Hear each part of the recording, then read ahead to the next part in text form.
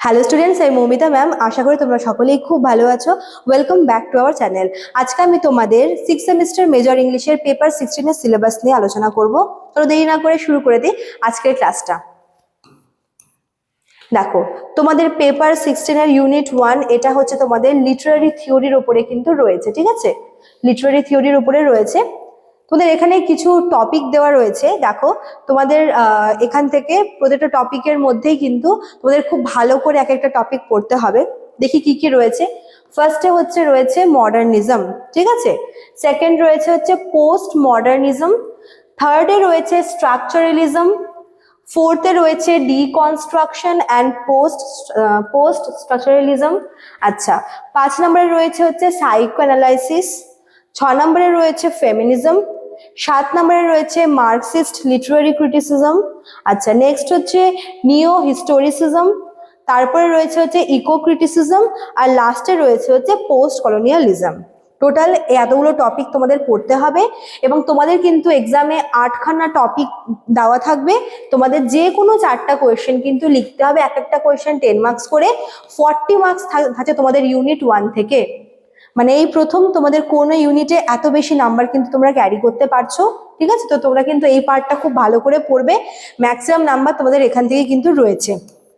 দেন চলে আসি আমরা এসেতে, ঠিক আছে? এটা হচ্ছে ইউনিট 2।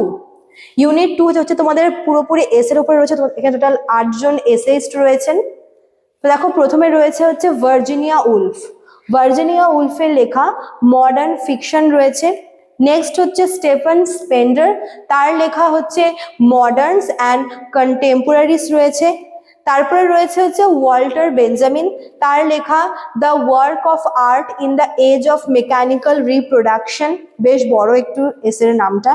তারপরে রয়েছে জ ফ্রাঙ্কো এসের লেখা answering the question what is post modernism, ঠিক আছে? এই 4 জন এসেইস্ট রয়েছে এখান থেকে। তারপর দেখো, নেক্সট 5 নাম্বার যে এসে রয়েছে, এক সেকেন্ড। আচ্ছা, এলেন শোওয়াল্টারের লেখা 20 years on a literature of their own revisited, ঠিক আছে? নেক্সট রয়েছে এডওয়ার্ড সেইডের লেখা ইন্ট্রোডাকশন টু ওরিয়েন্টালিজম। তারপরে রয়েছে গায়ত্রী চক্রবর্তীর লেখা স্পিভাক ক্যান দ্য সুবালটার্ন স্পিক। হ্যাঁ, এটাও একটা ইম্পর্টেন্ট এসে রয়েছে। তারপর রয়েছে এজাজ আহমেদের লেখা Indian literature notes towards the definition of A category. তো এই 8 জন যে এসেইস্ট রয়েছে, আগের 4টা, এই 4টা, এই 8 জন এসেইস্ট থেকে তোমাদের কিন্তু 8টা কোয়েশ্চেন থাকবে। দেখো, তোমরা দেখতে পাচ্ছ এখানে 8টা কোয়েশ্চেন থাকবে এবং তোমাদের কিন্তু যে কোনো 4টা কোয়েশ্চেন লিখতে হবে। এখানে এই 4 জন এসেইস্ট রয়েছে, এদের থেকে 4টা এবং এই পরের 4 জন থেকে 4টা। টোটাল এই 8টা তোমাদের কোয়েশ্চেন থাকবে 5 মার্কসের এবং তোমাদের কিন্তু 4টা কোয়েশ্চেনের অ্যান্সার লিখতে হবে। টোটাল তোমরা 20 মার্কস পেয়ে যাচ্ছ ইউনিট 2 থেকে, ঠিক আছে? চলো, তো এই ছিল তোমাদের আজকের ক্লাসটা।